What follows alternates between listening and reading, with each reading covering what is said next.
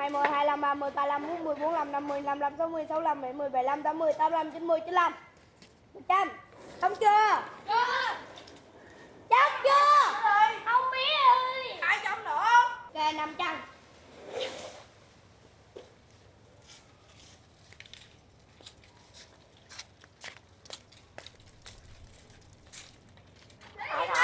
Mày lại nhầm tao. Không luôn, Tao thắng mà. Mới chị nè. Thằng ơi, thầy thầy thằng ơi, không thắng. Đâu ra lộ vô đó. Mày thua. 5, 10, 15, 20, 15, 400. 5, 10, 15, 20, 15. Chứ cười quá. 5, 10, 15, 20, 25, 30, 35, 40. À, Sĩ Anh Long. Lộn.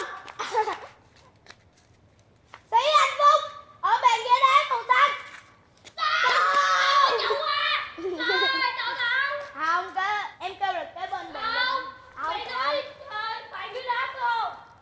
Không, em xí cái bên. Em kêu là Anh mày sao nó phải chậu cá mà xí bàn ghế? anh chứ em kêu là cái bên. Do em ngu á, mắt em ngu em không nhìn được. À, Sĩ Anh Quân ở sau một cái chậu cây. Chậu cây nào?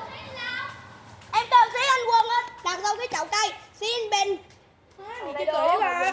Chơi game tủ à. Vậy thôi, chơi lại cho thời gian chút. 5, 10, 15, Qua đất luôn, qua đất luôn. giờ chơi đàng hoàng nha. Này cái mày thấy ảnh à? Làm cái bánh siêu. Ê lộn con.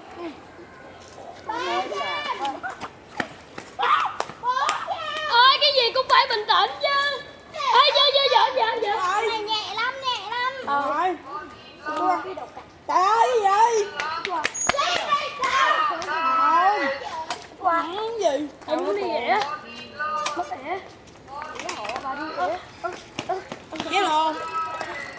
Trời. Chiếc xe có đa chức năng âm binh.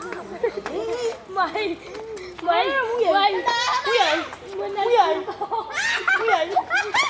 Ai cho mượn đi vô. cho mới xe cân bằng chứ. Ok. Rồi, Quân với Henry Sời ơi. Là to. Nó xả mà. Quân chứ không. Gì hả? Hai quân cái gì thế này nó mày đứng bên đây là mày dính 7 giờ cho mày 5 giây mày ra. Xin quân.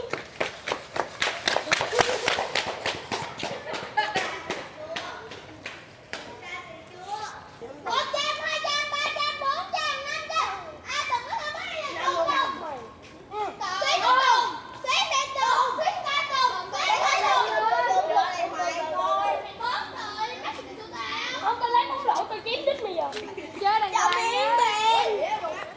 Đây là chồng Yến. Ơi vô cùng anh này chú. Có bàn không? Ơi. Ơi. Mày. Chồng Yến.